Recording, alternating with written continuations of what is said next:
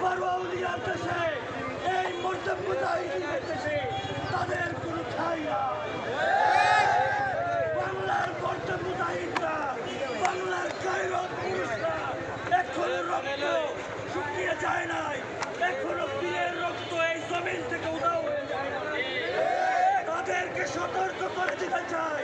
আমাদের প্রধানমন্ত্রী বিদেশ সফরে দেশদ্রোহীদেরকে বলে দিতে চাই, একটা দেশের উপর আচর রাখবে, 10টা আচরকে বুঝে দিব আমরা কারা।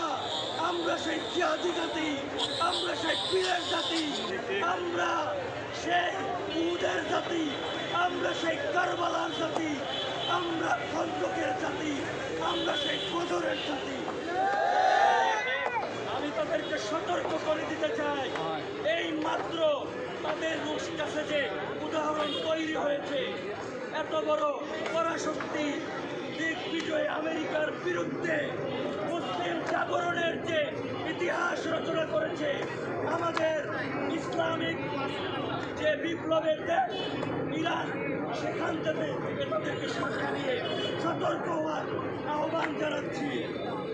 আর আমাদের সৃষ্টিকর্তা আল্লাহ পাক আর মহানবী হযরত মুহাম্মদ সাল্লাল্লাহু আলাইহি ওয়াসাল্লামের বিরুদ্ধে অবমাননার কোনরূপ চেষ্টা করলে তাদেরকে ধর্মীয় অবমাননায় দৃষ্টান্তমূলক শাস্তি দেওয়া হবে।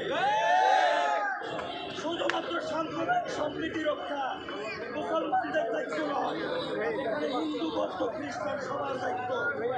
আর ভারত আমাদের একটা পরপর একটা প্রতিবেশী, ইতর প্রতিবেশীকে সাবধান করে দেব, তাদের দেশে যেন সংখ্যালঘু সম্প্রদায় কোনোরূপ যেন তুচ্ছতাচ্ছিল্য এবং ঝামেলা না করে, তাদের প্রতি তাদের উপর যেন অত্যাচার না করে, আগে তাদের মানবিক অধিকার নিশ্চিত করে তারপরে অন্য রাষ্ট্রের দিকে তারা যেন নাক গলায়। এই বক্তব্য দিয়ে আমি আমার বক্তব্য শেষ করছি। নারায়ে তাকবীর।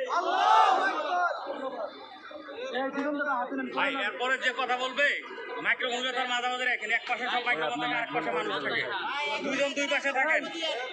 ভাই ভাই এই যে মাইক্রোফোন নিয়ে একজন এই পাশে দেন, মাঝখানে দেন, কারণ আপনাদের এমনি মাইক নাই।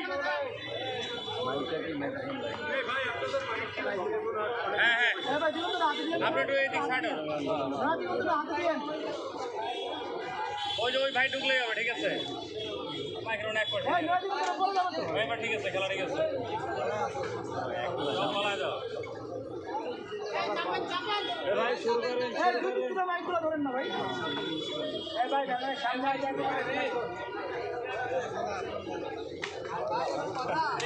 আরে আপনারা তো সব নষ্ট করলেন। আরে ভাই সামনে থেকে সরেন। ভাই কোন এত বড় ভাই গোসাই ভাই আপনি বসেন বসেন। ভাই একটা সাউন্ড ভাই বসলে দশ বসে দিলে প্রবলেম নাই। আরে তাকবীর, আল্লাহু আকবার, তাকবীর, আল্লাহু আকবার, ইসলামের অবমাননা।